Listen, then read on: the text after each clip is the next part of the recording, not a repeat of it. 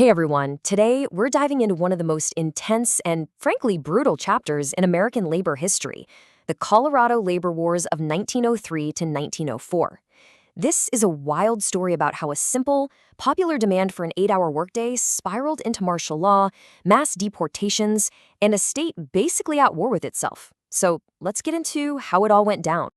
And look, to get a sense of just how intense this was, you just have to read this quote. Historians who studied this concluded that the violence used by employers was systematic and on a level never seen before in American labor disputes. This wasn't just some strike. This was, for all intents and purposes, a war.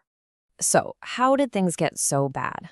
Well, to understand that, you have to picture Colorado in the early 1900s. It was a total powder keg. On one side, you had incredibly powerful mining unions, and on the other, you had the mine owners, all organized and backed by the state. Yeah, these two were on a collision course, and the explosion was going to be massive. Okay, so you had two sides that were just worlds apart. First, the Western Federation of Miners, the WFM. This was a powerhouse, 17,000 members strong. And they weren't just asking for a raise. Their official goal was a complete revolution. They literally wanted to get rid of the whole wage system. And against them, you had the mine owners' alliances. These were secretive, powerful groups who believed a boss had absolute control, and their one goal was to completely eliminate the unions. And right into the middle of all this tension walks a brand new governor, James Peabody. He didn't mince words. He promised investors he would use all the power of the state to protect their businesses. So right from the get-go, the state government basically picked a side, and it wasn't the miners. You know, the thing that finally lit this powder keg wasn't about money. It wasn't a wage dispute. It was a fight for something that we pretty much take for granted today, the 8-hour workday. And as you're about to see, it was an idea that almost everyone agreed on.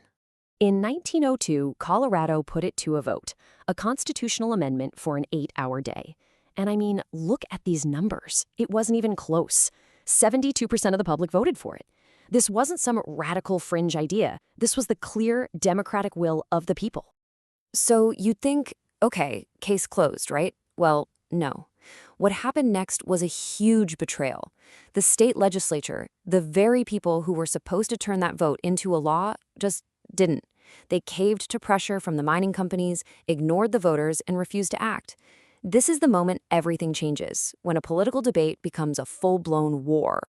So, the political route was a dead end. What do the unions do?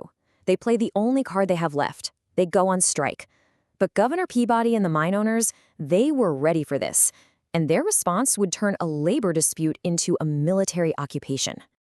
And things escalated fast. I mean, really fast. It kicks off in February with a small mill workers' strike. By March, the super powerful Cripple Creek miners joined them. But the real game changer was in September. Governor Peabody sends in almost 1,000 National Guard soldiers, even though the local sheriff was telling him, hey, we've got this under control. We don't need troops. Any idea that the military was there to be a neutral party? Yeah, that went right out the window thanks to its commander, General Sherman Bell. He pretty much said the quiet part out loud. I came to do up this damned anarchistic federation. It couldn't be clearer. His job wasn't to keep the peace. It was to break the union. So you have a military commander who's openly hostile to the union, and he's now in charge. What happens next? The whole situation just deteriorates. It's not about a strike anymore. It's about a complete and total suspension of civil rights in Colorado's mining towns. And then, on December 4th, 1903, it became official. Governor Peabody declared Teller County, the heart of the Cripple Creek District, to be in a state of insurrection and rebellion. That's legal speak for the military is now in charge of everything. Martial law was now in effect, and the consequences were just staggering. The Bill of Rights, pretty much thrown in the trash. You couldn't hold a public meeting. The pro-union newspaper was shut down, its staff arrested. When a judge issued a writ of habeas corpus to free a prisoner, the military's official response was, habeas corpus be damned, we'll give him postmortems. They took people's guns and arrested hundreds without any charges, holding them in outdoor pens they called bullpens. As if things weren't bad enough, the conflict was about to enter its deadliest and, frankly, its most controversial phase. A shocking act of violence would give the mine owners all the justification they needed to finish the union off for good. Okay, June 6, 1904, a train depot at the Independence Mine. A group of non-union miners are waiting for the train to take them to their shift. And then a massive explosion just rips the platform apart. 13 men are killed, just like that. It was the single deadliest event of the entire war. And the reaction to the bombing was chaos. Absolute chaos. The Mine Owners Alliances immediately blamed the Union, and they used it as an excuse to stage a coup. They forced the county sheriff and dozens of other officials to resign at gunpoint. They deputized their own supporters, who then started rounding up Union men, and mobs destroyed every single Union hall in the district. They literally overthrew the elected local government. Now, everyone immediately blamed the Union, but that explosion kicked off a huge mystery that people still argue about today. Who actually did it? And honestly, the evidence is a total mess. It points in both directions. On the one hand, a Union guy named Harry Orchard eventually confessed, saying Union leaders paid him, and the targets were strikebreakers, so the motive was there. But then you have the case against the owners. One of their own detectives was seen near the depot right before the blast. Bloodhounds supposedly tracked the scent from the bomb's trigger right to his house. And later, a militia insider claimed the owners had been planning something just like this to provoke a riot. But here's the thing. In the end, it didn't really matter who was responsible for the bombing.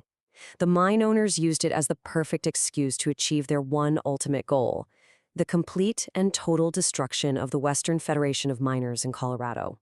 They used the bombing as an excuse to unleash their final weapon, mass deportation. The military set up these sham tribunals to try Union members. And it wasn't much of a trial. It was basically an ultimatum. Either you tear up your Union card right now, or we're putting you on a train and shipping you out of Colorado for good.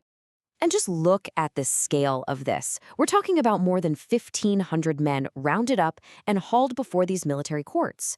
This was never about justice. This was a systematic purge to get rid of every last person tied to the Union. In the end, over 230 miners were forced onto trains and shipped out of state, many leaving their families behind with nothing. With its members banished, its property destroyed, and its leaders in jail, the WFM in Cripple Creek was crushed. The owners and the state had won. The war was over. And all of this leaves us with a really big, unsettling question that's just as relevant today as it was in 1904. When a government ignores the will of the people and the rule of law to side with corporations, and when those corporations start making and enforcing their own rules, who is actually left to protect the rights of an ordinary citizen?